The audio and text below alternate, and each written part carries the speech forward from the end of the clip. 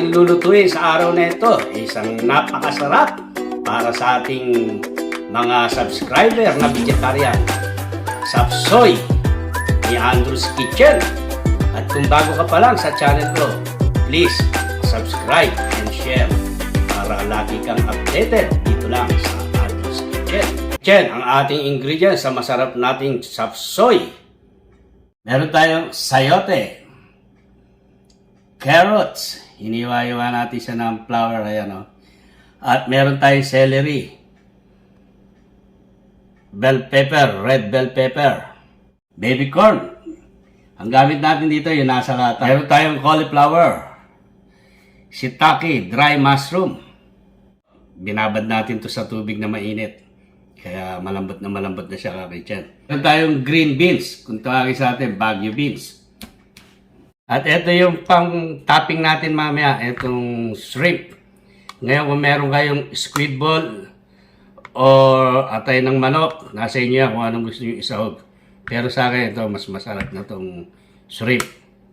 Ito yung gagamitin natin pang isa kakitchen. Meron tayong garlic at onion. Ito naman ang ating mga pampalasa. Half cup na dark soy sauce. At 1 tablespoon na vinegar. Meron tayong oyster sauce. 1 tablespoon. At meron tayong Maggi seasoning dito. Ito malasa to sa sapsoy.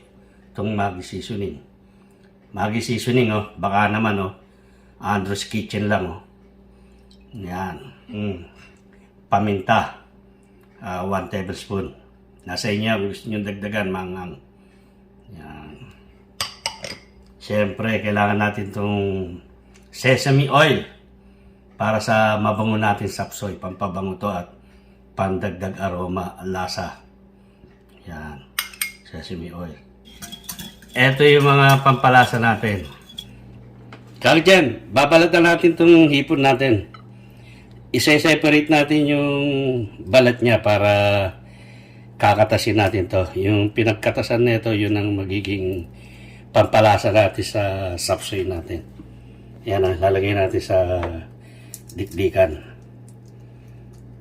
para malasang-malasa yung sapsoy natin. Kaya matibay yung lasa ng sapsoy natin.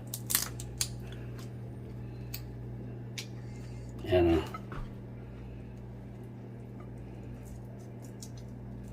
Kakitchen, ito na yung balat ng shrimp natin Didikdikin natin siya ganyan.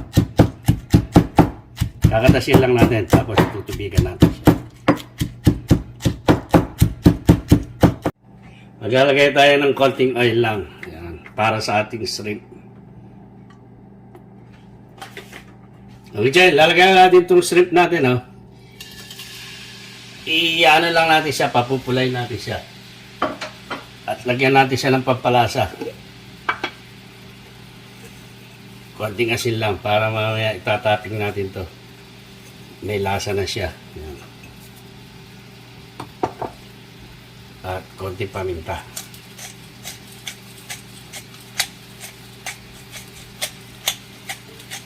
Konting bawang kakitchen para maglasang bawang shrimp natin.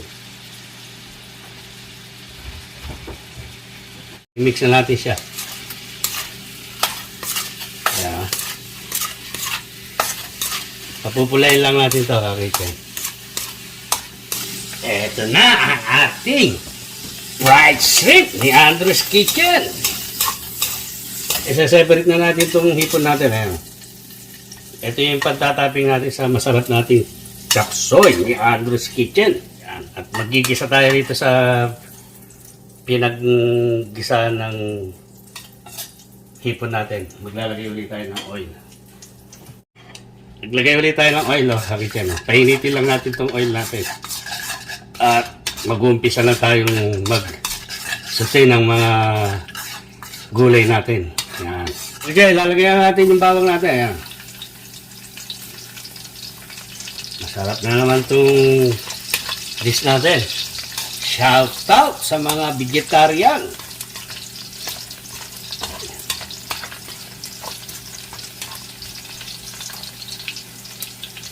Siyempre, lalagay na rin natin itong sibuyas. Maraming sibuyas. Masarap. Wow, maamoy na yung ano natin. Bawang natin.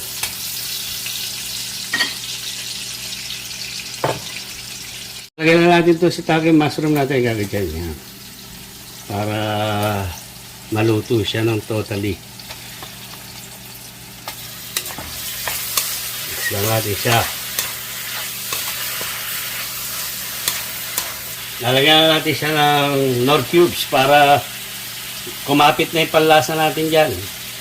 Dahil gulay ang ating lulutuin, kailangan unahin natin yung Knorr cubes para malusaw siya sa init. Yan. Yan ang sekreto ni Andres Kitchen. Andiyan na yung lasa ng Knorr cubes natin, Kitchen. Kumapit na sa shiitake mushroom natin. Yan. Lalagyan natin yung sayote. Ito yung sayote natin, Kitchen. Yan. Ito lang yung sayote natin, Kitchen. Oh. Medyo lanta na siya. Yan. Oh. Isa-isa tayong nagigisa ng gulay, hindi sabay-sabay. Isa-isayin natin para makita natin luto lahat. Yan. Lalagyan natin itong carrots natin, Kitchen. Yan. Kitchen, ito na yung carrots natin. Oh. Medyo lanta-lanta na siya. Sunod natin yung beans. Ito yung beans natin. Oh.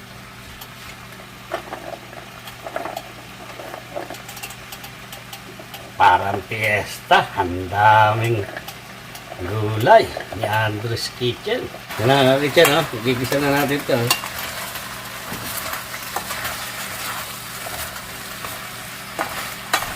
Susunod na natin yung celery. Ang bango. Yan, ito yung kinatas natin yung balat ng hipa, no?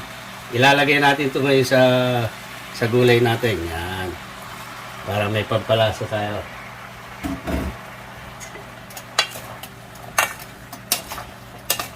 Lalagyan natin itong cauliflower at saka itong baby corn. Sabay-sabay na sila. Yan.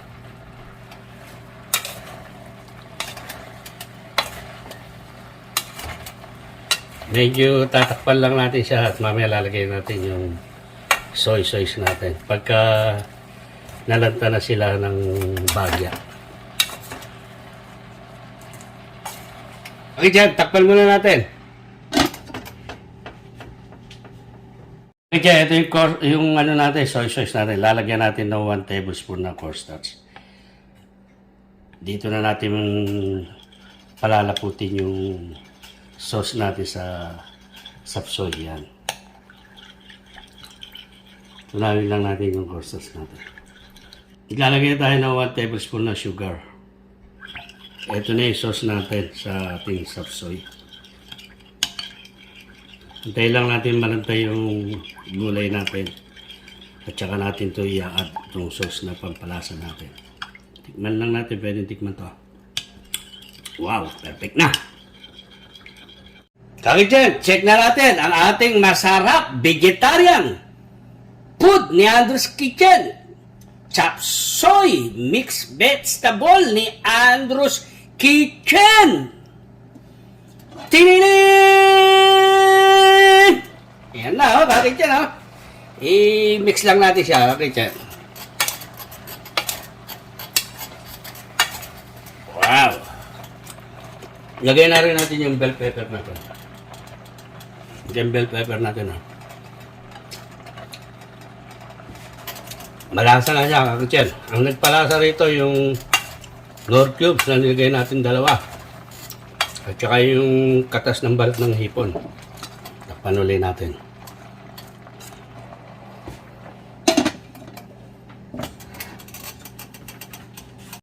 Tinirin! Ayan na, Kakitchen, oh.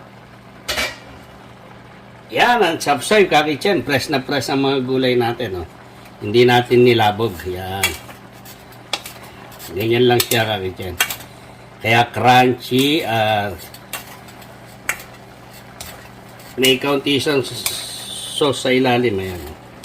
Kaya haluin lang natin siya. Crunchy siya.